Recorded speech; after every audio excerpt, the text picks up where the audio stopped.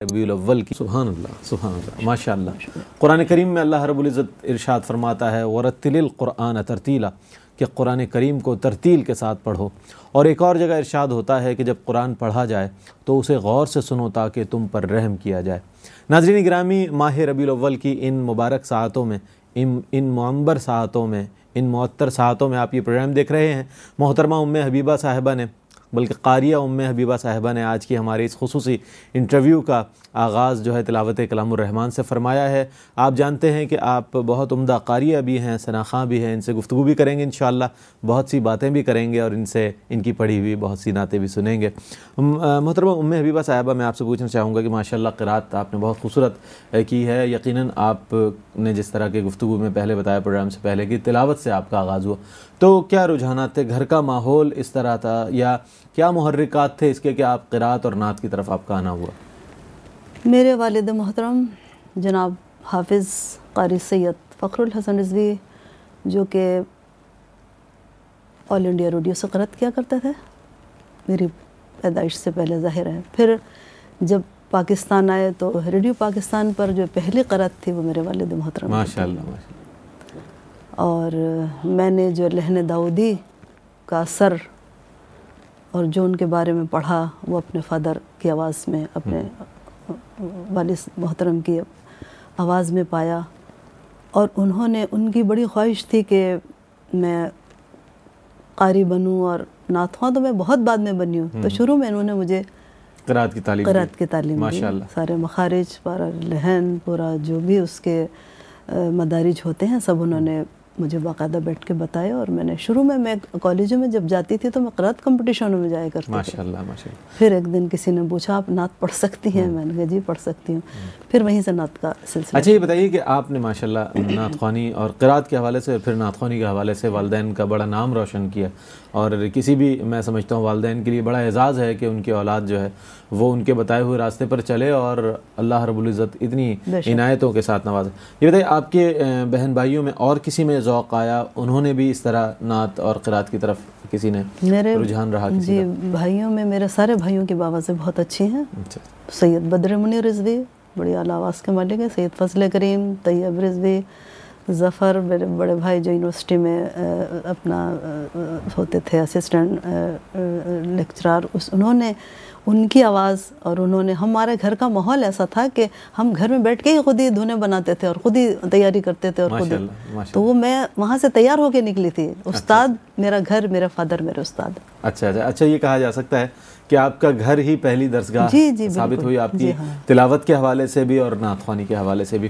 تو آپ نے بتایا کہ زمانہ طالب علمی ہی میں آپ نے تلاوت کے مقابلوں میں، قرات کے مقابلے میں حصہ لیا، اور یقیناً وہاں سے پذیرائی آپ کو ملی۔ تو نعت خوانی کی طرف جب پہلی نعت آپ نے پڑھی تو کیا وہ بھی والد صاحب ہی کی آپ نے کے حکم پر اور ان کی موٹیویشنز پر یا ان کی ترغیب پر آپ نے نعت پڑھی، یا جو ہم اپنے ارد گرد کا ماحول دیکھتے ہیں اور نعت خوانی کی فضا بنتی ہوئی دیکھی آپ نے، تو اس وجہ سے آپ کا نعت خوانی کی طرف آنا ہوا؟ نہیں، اس زمانے میں اتنا نعت خوانی گھروں کی حد تک ہوتی تھی، بڑے بڑے کوئی بہت بڑے پروگرام نعت خوانی کے نہیں ہوتے تھے، صرف بزم طلبہ یا ہفتہ طلبہ جو ہوتے تھے، یہ 73 72 کی بات بتا رہی ہوں میں آپ کو۔ اس کمپٹیشن میں کالجوں سے سلیکٹ ہو کے نعت خواں جاتا تھا، تب ریڈیو پر اس کو اجازت ملتی تھی۔ تو میرے فادر نے مجھے گھر میں ہی نعت خوانی، بلکہ انہوں نے ایک دن فارسی کی نعت مجھے لا کے لکھ کر دی، تو میں نے کہا بابا جان میری تو سمجھ میں نہیں آ رہی کیا لکھا ہوا ہے۔ انہوں نے کہا بیٹی پڑھو، گل ازرخہ تامختہ نازک بدن را۔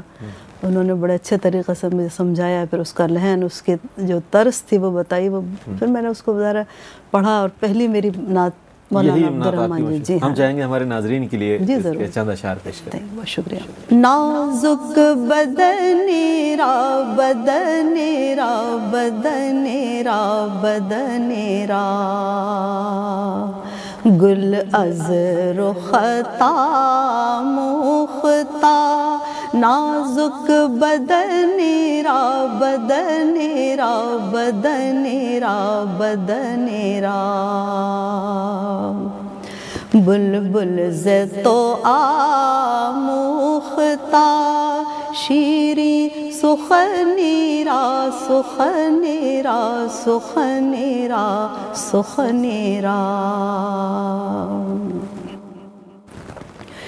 ہر کس کے لبے لال ترا دیدہ بدل گفت ہر کس کے لبے لال ترا دیدہ بدل گفت حقا کے چے خوشکندہ عقیق یمنی را یمنی را یمنی را یمنی را گل از رختا مختا نازک بدنی را بدنی را بدنی را بدنی را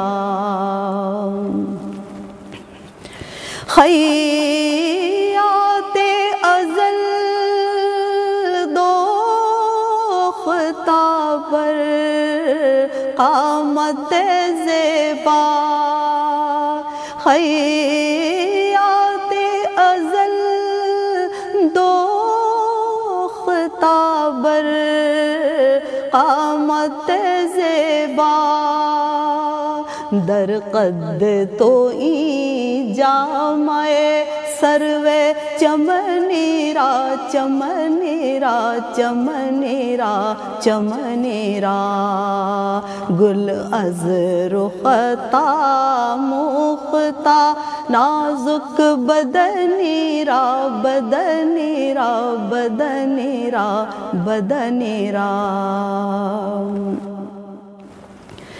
از جامیے بیچارہ رسا نید سلام از جامیے بیچارہ رسا نید سلام بر درگاہ دربار بر درگاہ دربار رسول مدنی را مدنی را مدنی را مدنی را بر درگاہ دربار رسول مدنی را مدنی را مدنی را مدنی را ماشاء اللہ.